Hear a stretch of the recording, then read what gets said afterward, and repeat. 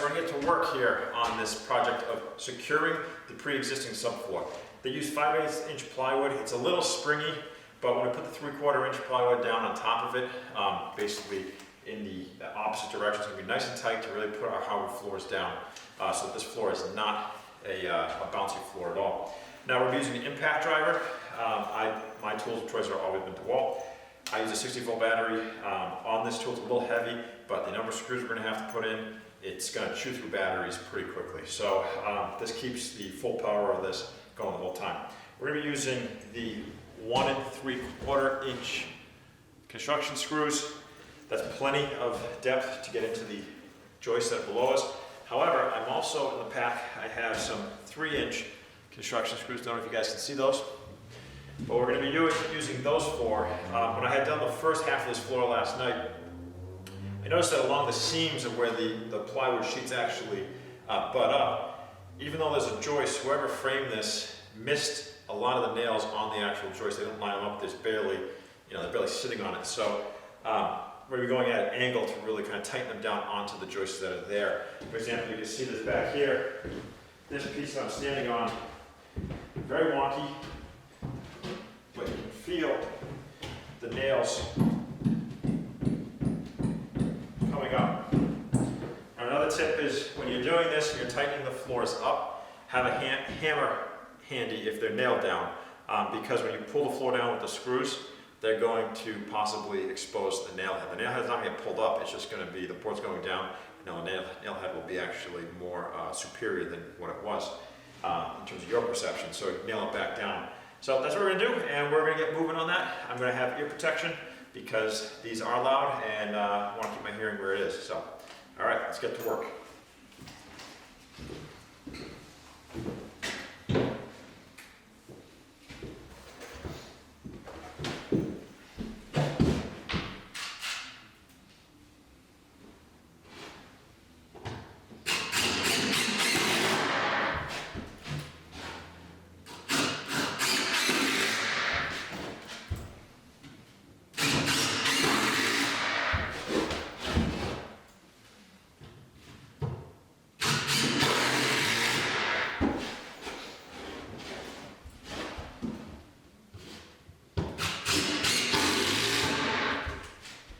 Pull that down big time.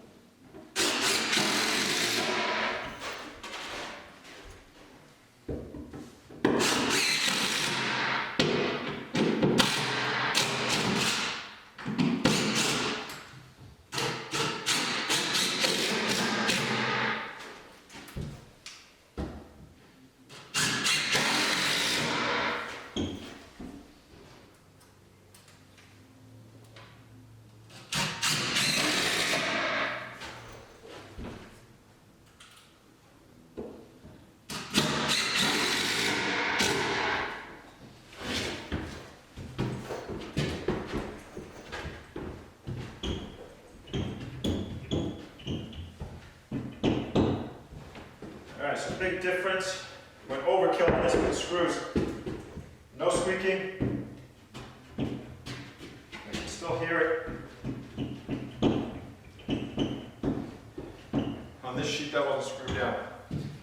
I'll continue this way and then go this way after I move the saw.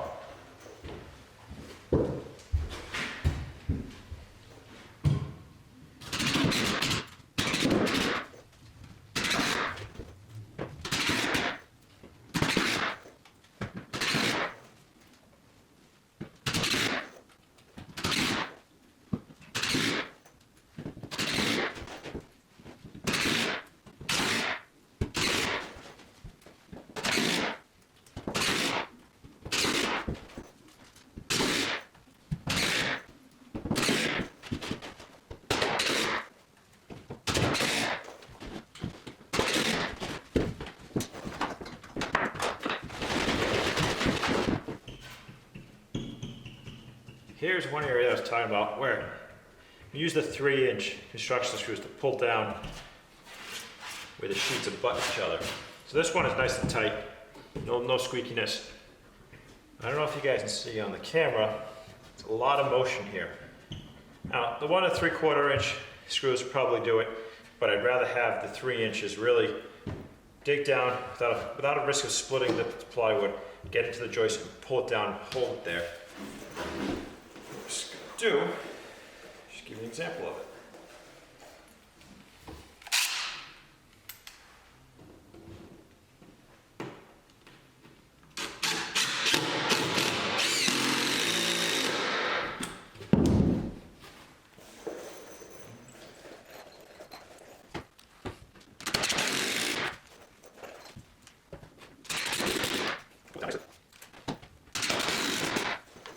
This is kind of here.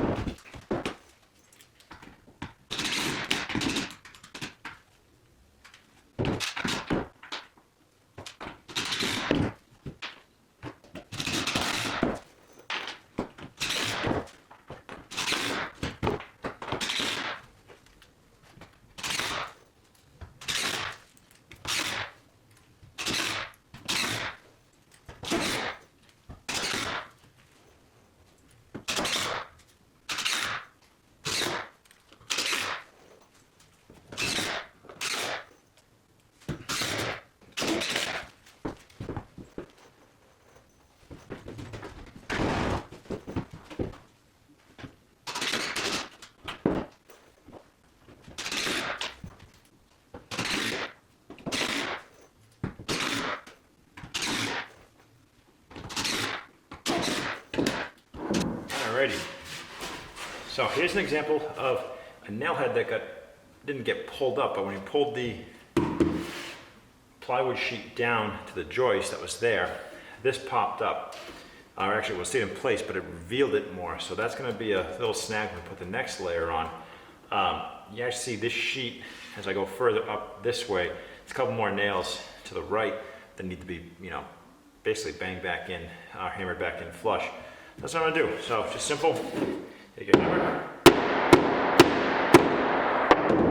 Pretty good. One more for good luck. Another one here.